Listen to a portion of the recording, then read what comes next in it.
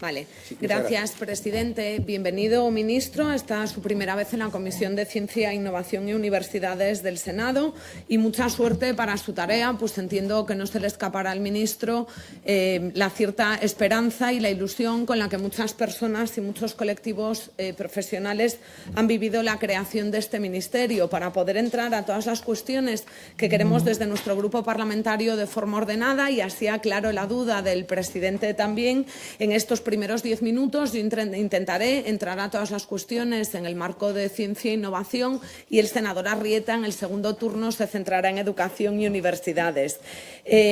Lo que nosotros pensamos desde nuestro grupo parlamentario es que la investigación en ciencia es lo más inteligente que se puede hacer si queremos entender el impulso en I+D+I, el marco de una nueva ley de ciencia que luego me centraré, pero creemos también es imprescindible, y la investigación científica y el desarrollo tecnológico e innovación a servicio de la sociedad como criterios esenciales para el desarrollo de ese sector estratégico y, por lo tanto, como claves para la construcción de un nuevo país y de un nuevo modelo productivo. Pero lo cierto es que los presupuestos desde el año 2008 no han ayudado en absoluto a todo esto. El presupuesto se recorta entre el año 2008 y el año 2013 un 43,7% y es cierto que ha ido aumentando. Ahora mismo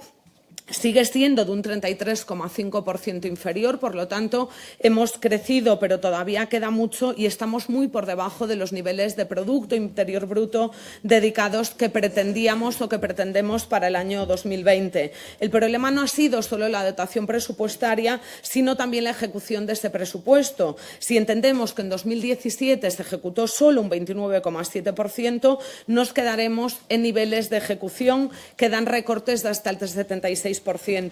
Estos recortes son todavía más importantes si tenemos en cuenta que entre un 40 y un 65% del presupuesto dedicado se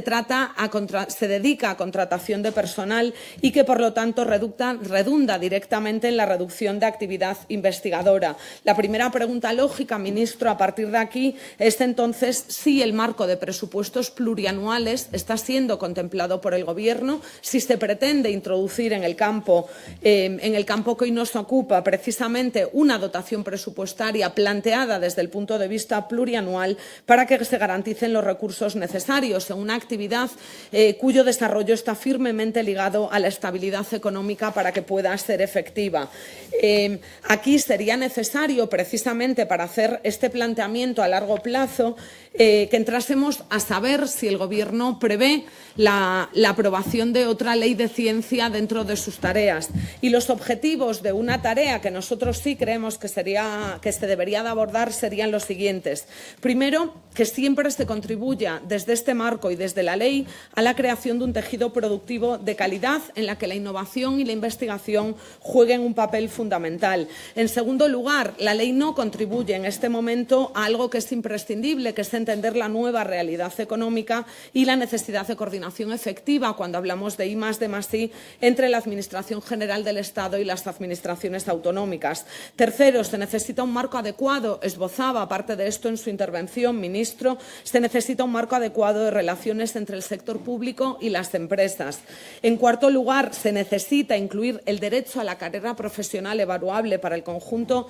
de las funciones de investigación en el marco del Estatuto del Empleado Público y esta tarea deberíamos de abordarla desde ese marco legislativo. Y en último lugar, la financiación adecuada no puede quedar sujeta a la voluntad política y, por lo tanto, el cumplimiento de los objetivos que se fijan en el Plan Nacional destinados a esta inversión del 2% del Producto Interior Bruto deberían de estar contempladas. ¿Cuáles son las previsiones de estas reformas necesarias por ley dentro de su Gobierno?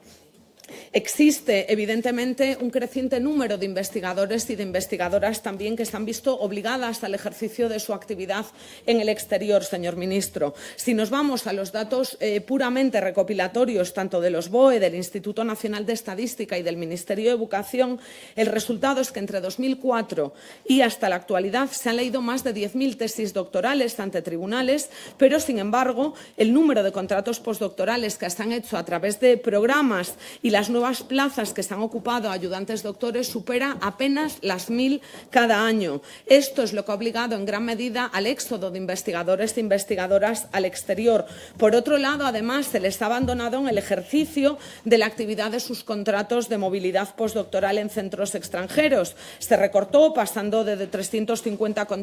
contratos anuales a 250 en 2010 y en 2011 se eliminó efectivamente. Por lo tanto, hay muchos investigadores e investigadoras emigradas que no han podido optar a fuentes de financiación que aseguren la continuidad de sus carreras en el exterior. Y les trasladamos las preguntas precisamente que hacen estos investigadores e investigadoras en el marco de la Unión Europea y América del Norte. ¿Van el Gobierno de España y su Ministerio a aumentar la dotación de contratos postdoctorales y a elevar las tasas de reposición de empleo público en universidades para que se pueda, de forma bidireccional, por una parte, absorber el número de doctores salientes y, por otro, revertir la situación de éxito y de abandono en muchos casos de la carrera profesional a la que se ven sometidas las investigadoras? Y, por otro lado, se va a elaborar un censo de investigadoras emigradas con el fin de conocer el número exacto de profesionales que han emigrado en los últimos años y, por otra parte, van a tomar medidas precisamente para el apoyo de este colectivo investigador emigrado,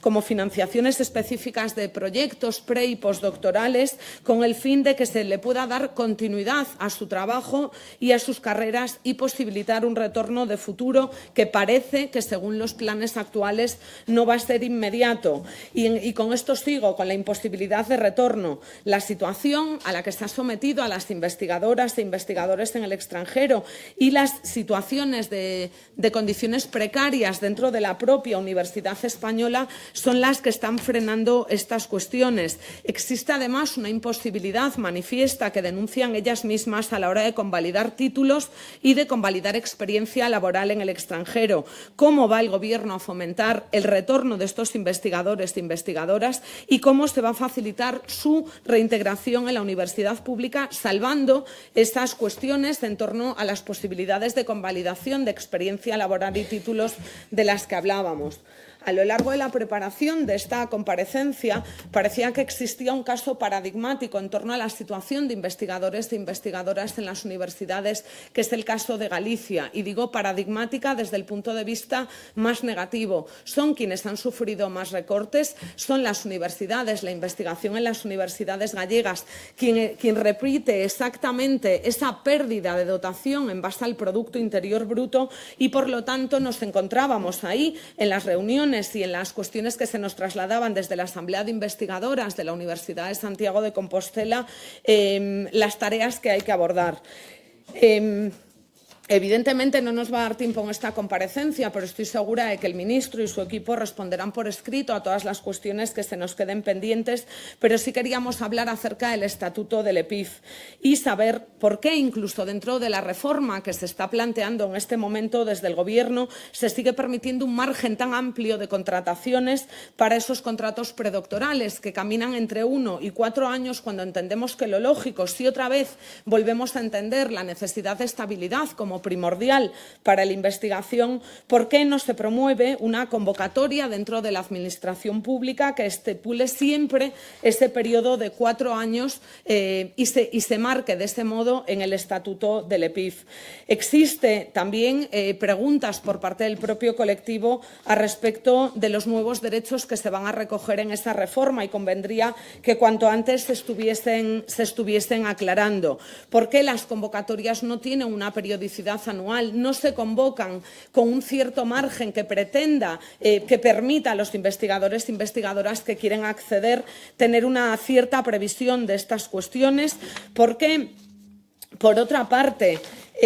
no se recogen? Parece que existe una demanda extendida por parte de los investigadores en universidades que querrían del Gobierno un impulso a respecto de la necesidad que los investigadores e investigadoras tienen en las universidades de tener convenios colectivos para los personales contratados. Tal vez exista alguna cuestión esbozada al respecto y nos la pueda aclarar ahora. Pero, sobre todo, ¿por qué en la reforma del EPIF sigue sin aparecer expresamente derechos básicos, ministros, como la indemnización por extinción de contrato. Y termino con las cuestiones que se trasladan a esta comisión y, por lo tanto, al ministro por parte de la Asociación Nacional de Investigadores Hospitalarios. Sigue existiendo un marco de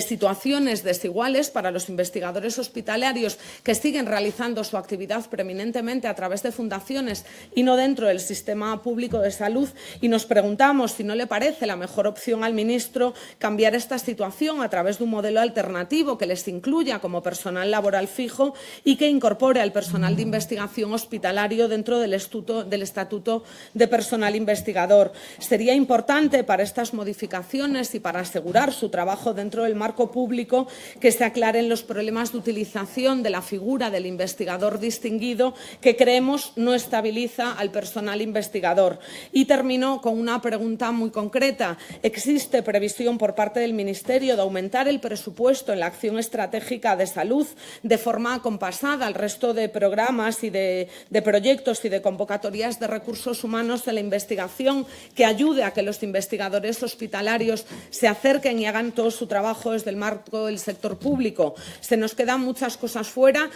nos excusamos entre todos los colectivos que además han querido trasladarlo, pero nos parecían las cuestiones más importantes en ese marco que decía antes de entendimiento de todo esto como sector estratégico, porque lo que pensamos, señor ministro, es que no se invierte más en investigación en los países ricos, sino que los países se convierten en ricos precisamente porque son los que más han invertido en investigación. Muchísimas gracias.